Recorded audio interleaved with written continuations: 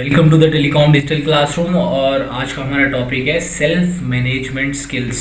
Self management skills यानी आत्म प्रबंधन का कौशल, आत्म प्रबंधन की कला।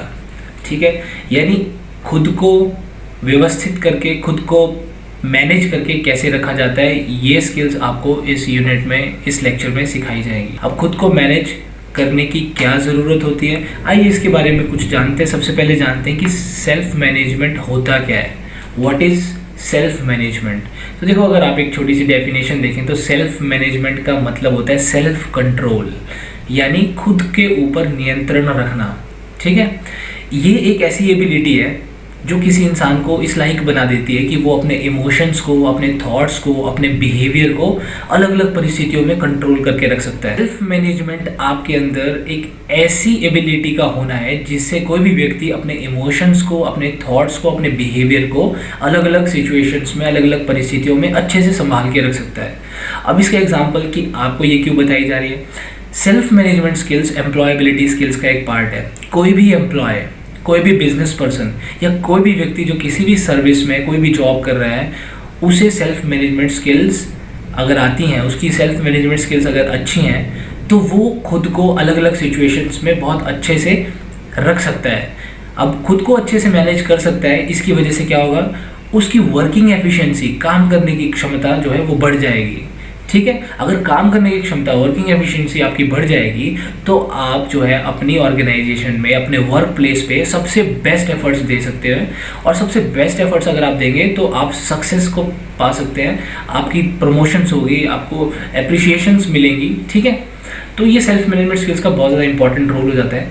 अक्सर बहुत सारे लोग अपनी ऑर्गेनाइजेशन में, अपने वर्क प्लेस पे स्ट्रेस, टेंशन की वजह से जो है वो सर्वाइव नहीं कर पाते हैं। बहुत सारे ऐसे एग्जांपल्स हैं, बहुत सारे एग्जांपल्स ऐसे आपको मिल जाएंगे आज के टाइम में, खासकर प्राइवेट वर्ल्ड में, यानी कॉरपोरेट सेक्टर में, प्राइवेट कंपनीज में जो है प्रेशर बहुत ज़्यादा होता है, बहुत ज़्यादा काम का प्रेशर होता है, वर्कलोड बहुत ज़्यादा होता है, क्योंकि वहाँ पे जॉब की श्योरिटी नहीं है, इसलिए काम जो है आपको टाइम टू टाइम करके देना पड़ता है। अगर आप अपने काम को जो है वो टाइम पे फिनिश नहीं करते हैं, और तो उससे क्या है, आपकी जो है ग्रोथ में, आपके करियर ग्रोथ में जो है वो बहुत ज़्यादा फर्क पड़ता है।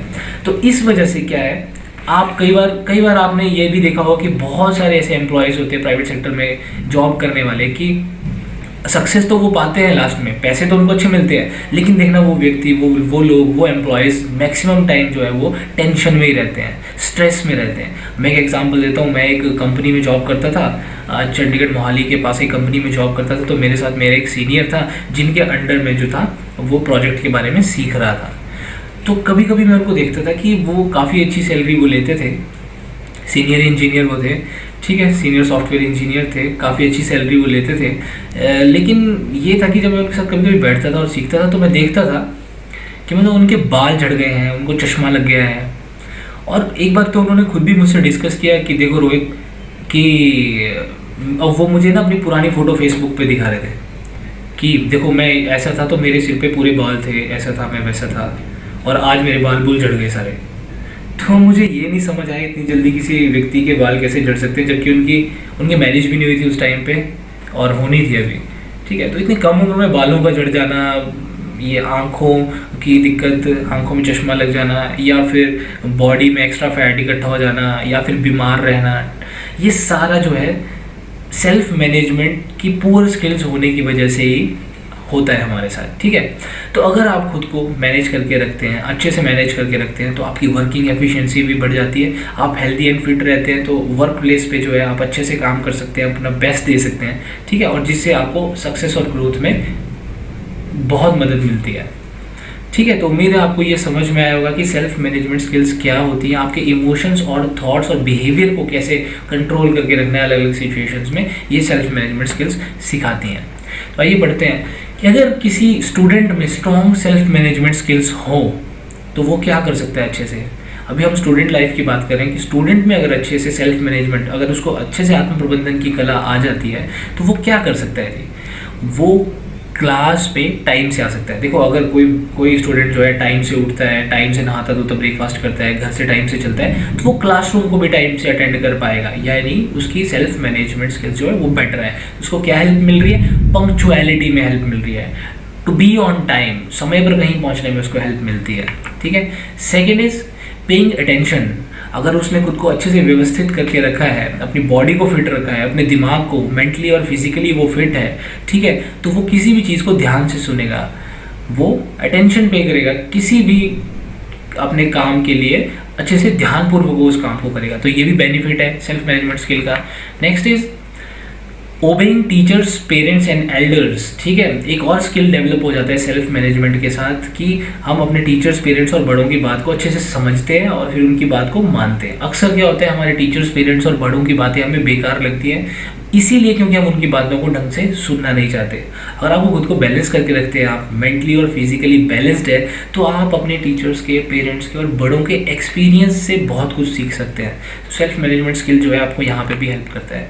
इसके अलावा डिसिप्लिन के साथ काम करना भी सिखाता है सेल्फ मैनेजमेंट स्किल, क्योंकि जो व्यक्ति खुद डिसिप्लिन के साथ जीता है, अपने साथ डिसिप्लिन में रहता है, वो अपने काम के प्रति भी डिसिप्लिन या अनुशासन रखता है। ठीक है, जैसे एक सिंपल सा एग्जांपल दूं, सुबह उठते ही सबसे पहले जो है अपना बिस्तर जो लेकर आप सोए थे उसको सेट करना ही एक बहुत बड़ा डिसिप्लिन है। वही एक बहुत बड़ा सेल्फ मैनेजमेंट स्किल है, सेल्फ डिसिप्लिन आप इसको बोल सकते हैं। मैं एक स्पीच सुनी थी, मैंने एक कैप्टन की एक स्पीच दे रहा था, इंडियन नेवी का कैप्टन था कि कहीं का था कि if you want to make your career first start with making your bed in the morning. इसका मतलब अगर आपको अपना करियर बनाना है ना, सबसे पहले अपना बेड बनाना सीखो सुबह उठ के, जो बिखरा होता है। ठीक है, तो ये एक जो है डिसिप्लिन लेके आता है सेल्फ मैनेजमेंट स्किल आपके काम में भी। ठीक है, इसके अलावा जो है आप अपने स्टडीज़ को, अपने काम को अच्छे से कर पाते हैं अगर आपके पास अच्छी सेल्फ मैनेजमेंट स्किल्स है। और क्या कर सकते हैं, आप अपने वर्क को, अपनी लाइफ को और बेटर तरीके से जी सकते हैं अगर आपके पास गुड सेल्फ मैनेजमेंट स्किल्स होंगी। ठीक है, आप प्रॉब्लम सॉल्विंग बनेंगे, प्रॉब्लम क्रिएट करने वाले नहीं बनेंगे, आप प्रॉब्लम सॉल्विंग बनेंगे, क्योंकि जो व्यक्ति खुद को मैनेज करना जानता है वो प्रॉब्लम्स को भी मैनेज करना जानता है। तो सेल्फ मैनेजमेंट स्किल के कितने ज़्यादा बेनिफिट्स हैं। Next is work habits. अच्छे सेल्फ मैनेजमेंट स्किल्स वाले व्यक्ति में एक वर्किंग हैबिट्स होती हैं। आपने देखा होगा जो व्यक्ति खुद को अच्छे से मैनेज कर पाता है, आपने आसपास शायद एग्जाम्पल देखे होंगे, अपने स्कूल में आपने एग्जाम्पल देखे होंगे, कोई टीचर्स आप स्टूडेंट हैं तो आपने टीचर्स देखे होंगे बहुत सारे ऐसे कि जो अपने काम में रुचि दिखाते हैं। उनको कोई भी काम दिया जाता है तो उसको बड़े इंटरेस्ट से करते हैं, चाहे वो कोई भी काम हो, है ना। तो मतलब वो उनमें वर्किंग हैबिट्स कैसे हैं। जबकि कुछ टीचर्स ऐसे होते हैं जिनको कोई भी काम दिया जाए तो वो उस काम को टपा लेंगे, या फिर आपको बोलेंगे वो कर लेना, तुम ही कर लेना, या फिर बाद में करेंगे, कल करेंगे, परसों करेंगे, या फिर तुम खुद देख लेना, मेरे को बता देना, है ना। ऐसे बहुत सारे एक्सक्यूजेस वो देना शुरू कर जाते हैं, क्योंकि वो जब खुद को नहीं सेल्फ मैनेजमेंट कर सकते, वो तुम्हें क्या सेल्फ मैनेजमेंट करेंगे, वो अपने काम को क्या मैनेज करेंगे। तो सेल्फ मैनेजमेंट जिस व्यक्ति में अच्छी होगी उसके पास वर्किंग हैबिट्स होंगी, उसकी आदतें होंगी काम करने की, वो नकारा नहीं होगा या निकम्मा नहीं होगा, काम करने योग्य नहीं होगा, वो काम करने योग्य बनता है। तो ये हैबिट्स जो है वो क्रिएट करता है सेल्फ मैनेजमेंट स्किल। एक बार मैं फिर से रिपीट करता हूँ कौन कौन सी हैबिट्स जो है।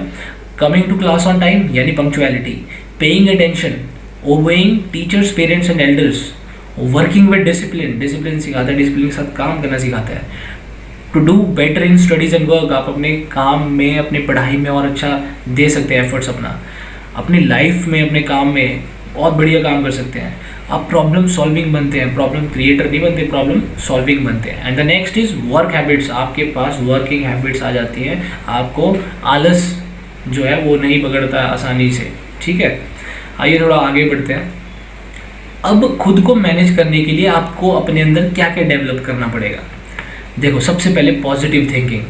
3 फैक्टर हैं यहाँ पे जो अपने अंदर डेवलप करने की ज़रूरत है अगर आपको खुद को मैनेज करना है। पॉजिटिव थिंकिंग, पॉजिटिव थिंकिंग का मतलब क्या है कि आप जो काम कर रहे हैं उसको करने से आपको हैप्पीनेस मिलेगी, उसका अच्छा रिजल्ट आएगा, उससे बढ़िया होगा, उससे सब अच्छा होगा, उसका फ्रूटफुल रिजल्ट होगा। ऐसा सोचना, ऐसा विचार लेके आना is called as positive thinking. तो आपको अपने अंदर एक सकारात्मक सोच को डेवलप करना होगा। ठीक है, कि मैं जो काम करूँगा इसको करने से ये रिजल्ट मुझे मिलेगा। ठीक है, अगर आपको किसी को काम को शुरू करने से पहले उसके नेगेटिव्स के बारे में ही सोचते रहेंगे तो आपको उस काम को करने के लिए मोटिवेशन ही नहीं मिलेगी। आपको कैसे मोटिवेशन मिलेगी अगर आप पहले डर जाओगे किसी काम को करने से। ठीक है, अगर सपोज मैंने आपको एक टास्क दिया कि आपको कोई पहाड़ चढ़ना है, कटफोड़ का टिब्बा ही आपके सराउंडिंग में एक पहाड़ है, मैं बोलूँगा इस पहाड़ को चढ़ना है सिर्फ 1.5 घंटे में, ठीक है, 1.5 घंटे में चढ़ के बताना है, इसको ट्रैक करके बताना है इसको। सपोज ये टास्क था, ये चैलेंज था आपके लिए, लेकिन सबसे पहले जो लोग क्या सोचना शुरू करेंगे, ज़्यादातर लोग क्या सोचते हैं कि यार सिर्फ 1.5 घंटे में कैसे चढ़ेंगे, इतना दूर है, इतना किलोमीटर है, खड़ी चढ़ाई है, जंगल है, झाड़ियाँ होंगी, भालू भी मिलेंगे, है ना, फिर मैं तो इतना तेज़ चल नहीं पाता या चल नहीं पाती, इतना सामान भी लिया होगा हमने, कैसे जाएंगे। तो यानी इस टाइम आप क्या कर रहे हैं, you are thinking about the negative part, आप वो सोच रहे हैं जो नहीं हो सकता, जिसकी वजह से ये काम नहीं हो सकता। यानी हम सबसे पहले ही नकारात्मक सोच डेवलप कर लेते हैं और उस चीज़ के बारे में नेगेटिव सोचना शुरू कर देते हैं। वहीं वहाँ पे जहाँ पे पॉजिटिव माइंड होता है यानी ऑप्टिमिस्टिक माइंड होता है, वो क्या सोचता है कि अच्छा 1.5 घंटे का टाइम दिया है मुझे, तो मुझे सबसे पहले बैग पैक करना है अपना, उसमें थोड़ा सा पानी की बोतल रखनी है, थोड़ा सा खाने का सामान रखना है, शूज़ रखने हैं, अच्छा एक टोपी भी चाहिए पहनने के लिए धूप ना लगे। वो ऐसी प्लानिंग शुरू करता है, पॉजिटिव माइंड ऐसी प्लानिंग शुरू करता है और वो डिसाइड करता है कि मैं 1.5 घंटे के टारगेट को हो सकेगा तो जल्दी कर दूंगा, चाहे वो हो चाहे ना हो, लेकिन एक पॉजिटिव दिमाग जो है ऐसा सोचता है। तो आपको अगर सेल्फ मैनेजमेंट स्किल लेके आनी है अपने अंदर अच्छी, तो पॉजिटिव थिंकिंग अपने अंदर जो है वो क्रिएट करना शुरू करो, किसी भी काम को, किसी भी टास्क के लिए पॉजिटिव थिंकिंग।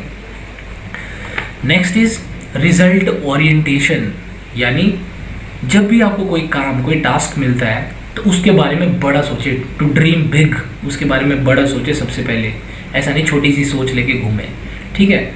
और ये सोचें कि मुझे ये रिजल्ट मिलेगा। अगर आप कोई काम कर रहे हैं तो आप उसके बारे में सोचें, बड़ा सोचें और फिर सोचें कि इसके बदले मुझे ये रिजल्ट मिलेगा। तो आपकी सोच जो है, आपको जो है वो रिजल्ट ओरिएंटेड होना चाहिए, यानी परिणाम की तरफ आपको सोचना चाहिए कोई भी काम करने से पहले। तो उससे क्या है, आपके अंदर जो है अच्छी मैनेजमेंट स्किल्स डेवलप होगी। जब आपको उसका रिजल्ट पता चलेगा कि इसका इतना फ़ायदा होगा, जैसे मुझे किसी गरीब की मदद करनी चाहिए, पर क्यों करनी चाहिए, क्योंकि मुझे उससे खुशी मिलेगी, यानी मैं रिजल्ट के बारे में भी सोच रहा हूँ और उस गरीब को खाना मिलेगा। तो ये सोच के ही तो व्यक्ति काम करता है, उसको काम करने की प्रेरणा मिलती है कि किसी भूखे का पेट भरेगा और वो खुश होगा तो मैं खुश होऊंगा। यानी मैं क्या कर रहा हूँ, रिजल्ट ओरिएंटेड हूँ, मैं रिजल्ट के बारे में भी सोच रहा हूँ कि मेरे ये काम करने से ये फ़ायदा होगा, ठीक है। तो ये 2 पॉइंट उम्मीद है आपको समझ में आए होंगे। तीसरा है सेल्फ अवेयरनेस, अपने अंदर सेल्फ अवेयरनेस को डेवलप करना बहुत ज़्यादा इंपॉर्टेंट है सेल्फ मैनेजमेंट स्किल्स के लिए। सेल्फ अवेयरनेस मतलब अपने बारे में जागरूक होना, आत्म जागरूकता। कोई व्यक्ति जो अपनी पर्सनैलिटी के बारे में जागरूक हो जाता है, अपनी स्ट्रेंथ्स के बारे में जागरूक हो जाता है, वो अपने काम में, अपने वर्क प्लेस पर 100% एफर्ट्स से काम कर सकता है। जिस व्यक्ति को अपने बारे में ही जागरूकता नहीं होगी, वो किसी दूसरे कार्य के प्रति क्या खाक जागरूक होगा, ठीक है। आप सोचते होंगे कि कुछ लोग काम में ही हमेशा बिजी रहते हैं तो इसका मतलब वो ज़्यादा जागरूक है। जी नहीं, यू आर रॉन्ग।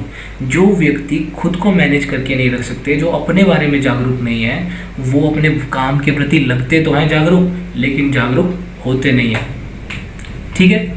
एक छोटा सा एग्जांपल मैं देता हूँ, सेल्फ अवेयरनेस की वजह से कितने लोग सफ़र कर जाते हैं। एक मेरा फ्रेंड था स्कूल टाइम में, वो मुझसे 1-2 साल सीनियर था and he was doing a business. वो एक बिज़नेस कर रहा था, उसकी कपड़ों की दुकान थी, ठीक है। और वो क्या करता था, अब कपड़ों की दुकान थी तो उस दुकान में एक जगह बैठना ही पड़ता है, कस्टमर आपके पास आते हैं। वो थोड़ा लेज़ी भी था, मतलब इधर उधर ज़्यादा एक्टिविटी में पार्टिसिपेट नहीं करता था, ठीक है। तो उसकी दुकान के आसपास एक फ़ास्ट फूड की शॉप थी, वहाँ पे बर्गर, चाउमीन, मोमोज ऐसा कुछ मिल जाता है, ठीक है। तो वो नॉर्मली जब भी उसको भूख लगती थी वो बर्गर यानी ऑयली चीज़ें खाता था। वो जो भी बर्गर, चाउमीन, ये सारी ऑयली चीज़ें होती है, fast food maximum oily food होता है, ठीक है। तो ऑयली फूड अगर आप खा रहे हो और फिर वैसा अपने शरीर से काम नहीं ले रहे हो, आप कोई एक्टिविटी नहीं करते हो, कुछ खेलते नहीं हो, कहीं दौड़ते नहीं हो, एक्सरसाइज नहीं करते हो, तो ऑयली फूड आपकी बॉडी के अंदर जो है वो डिसीज़ क्रिएट करना शुरू कर देता है, बीमारियाँ तैयार कर देता है, ठीक है। तो वो व्यक्ति जो था वो खाया जाता था, बस वो ऑर्डर करता था थोड़ी देर बाद और खाता रहता था अपनी शॉप में बैठ के, ठीक है। अब चलो, और सडनली क्या हुआ, उसको एक दिन पेट में दर्द पड़ी और वो हॉस्पिटल गया। तो हॉस्पिटल में उसका टेस्ट हुआ, डॉक्टर ने बोला ज़्यादा पेट में दर्द हो रही है, ये टेस्ट करा लो। तो जब उसने टेस्ट किया तो पता चला कि उसको 4th स्टेज का कैंसर था, उसको कैंसर हो गया था, वो भी 4th स्टेज में था। यानी आप सोच रहे हैं कि उसको फर्स्ट स्टेज का कैंसर का पता नहीं चला, सेकंड स्टेज की कैंसर का पता नहीं चला, थर्ड स्टेज की कैंसर का पता नहीं चला, इतनी स्टेजेस गुजर गई कैंसर की, उसको लास्ट स्टेज का पता चल रहा है जब उसकी हालत खराब हो गई। तो यानी देखो, जो व्यक्ति अपने बारे में नहीं जान सका वो दूसरों के बारे में क्या जानेगा, ठीक है। उसको अपने शरीर में कभी दर्द भी होती थी तो वो छोटी मोटी गोली खा लेता था कोई और वो ठीक हो जाती थी, या फिर होती भी होगी तो कई लोग उस दर्द के साथ ही जीना शुरू कर देते हैं, यानी अपनी बॉडी के प्रति अवेयर नहीं होते हैं, ठीक है।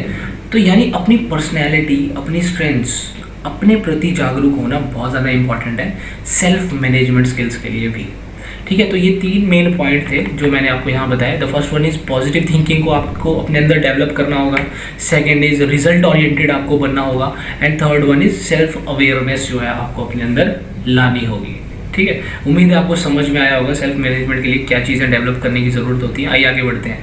अब सबसे पहले मोटिवेशन के बारे में जानते हैं। मोटिवेशन क्या होता है? देखो, मोटिवेशन शब्द आया मोटिव शब्द वर्ड से, ठीक है। मोटिव क्या होता है?